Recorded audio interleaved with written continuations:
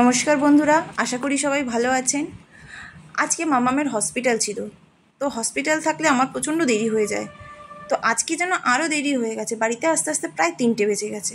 গাড়িতে আস্তে আস্তে আমার মেয়ে আমাকে বলছে, ও মামা আজকে বাড়িতে গিয়ে একটু আলু পোস্ত করবে সেই দিনকার মতন। তো যা ভাবা তাই কাজ, ভেবেছিলাম যে বাড়িতে গিয়ে একটু সিদ্ধ ভাত ফুটিয়ে খেয়ে নেব। মেয়ে বলে যখন আলু পোস্ত করতে, তো আলু পোস্তই করি। আলু পোস্ত করতে গিয়ে কড়াইতে পোস্ত দিয়ে আলু দিয়ে দেখি কি যে বাড়িতে পোস্তই নেই, অল্প একটুখানি পোস্ত রয়েছে। তো প্রথমে বললাম একটু কাজু বাদাম দিয়ে দেবো ওর মধ্যে, তাহলে পেস্টটা অ্যাটলিস্ট হবে। তো আবার মনে বলে হতো আমার মেয়ে তো ড্রাই ফ্রুটস খাওয়াও মানা, কাজু বাদামও দিতে পারবো না। তখন মাথা কাটিয়ে বার করে একটা টমেটোই দিয়ে দিলাম ওর মধ্যে।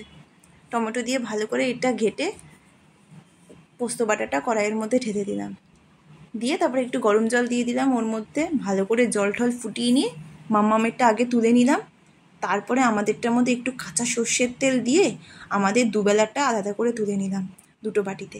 কেমন হয়েছে বলবেন, ভালো লাগলে লাইক কমেন্ট শেয়ার করে নেবেন। নমস্কার।